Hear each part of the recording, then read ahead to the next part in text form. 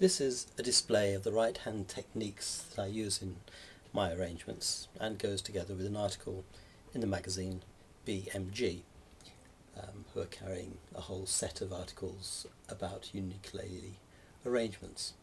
And this one is talking about how you could treat 4-string chords. Often these come as introductions to pieces before the melody line starts.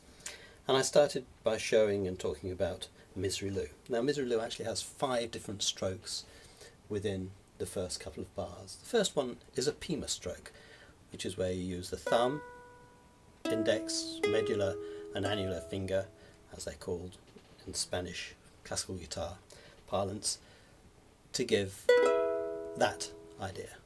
1 string per thumb, 1, 2, 3 fingers. And that's a basic concept of Uniquelele playing, that you actually do use 4 fingers like that. Sometimes I use my little finger as well, but that is the basic concept, the placing of the fingers in there, and you can spend hours and hours and hours doing that sort of roll, just to get it right. Good example that I've just recorded was on Hotel California, where I started with this.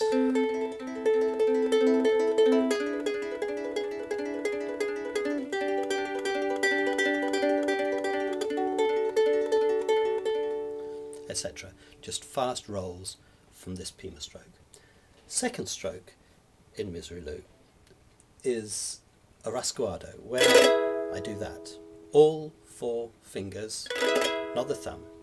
A slight tilt of the wrist from that position to that position, so that you manage to get all 4 fingers to strike the strings. So if the first stroke is that, that's the second one.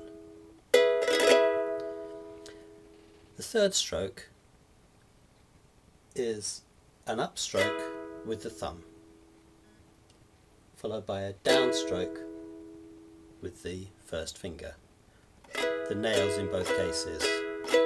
So is the first bar. So it's Pima, Rascaldo, up, down, up, down, up. The second bar starts with a variation. Instead of having a Pima stroke, I do that, which is just hitting the bottom 2 strings, the G and C strings, with the back of the first finger. Maybe it's just 1 string or 2. In some things you might hit 3. It doesn't really matter, but it's just the idea of getting a different kind of effect. So putting those 2 bars together,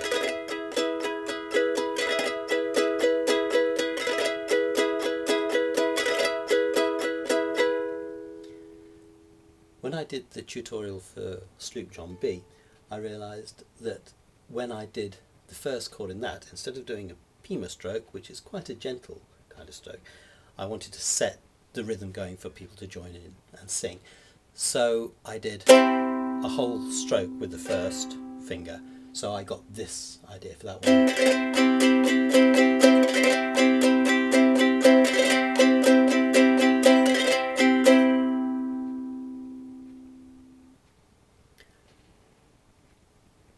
If you're playing in a swing tempo, then the idea is not to get regular beats, da da da da da da, but go dum de dum de dum de dum da, as if you're playing triplets. And here is Chattanooga Choo Choo, where I just use the first finger down, thumb up to get this.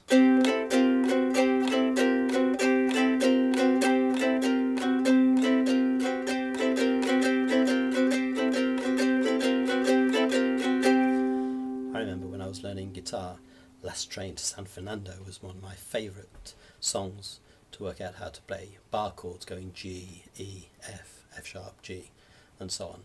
And here is this basically the same idea, although it's in a different key. Finally, for this article I used the demonstration of Girl from Ipanema. Just 2 chords, C major 7th and D flat 9th. But in this one I use the Pima stroke, but then I use a quite subtle stroke, which I've called a brush stroke. And it can be down and it can be up. What happens is the fingers are held rigidly together to give a rhythmic effect with correct harmonies, but not necessarily a lot of tone. And imagine it as a brush snare drum type of sound. but more tuneful, hopefully. And I use this a lot in various formations to get the rhythmic ideas across in tunes. So here's how it came about in Goer from Ipanema.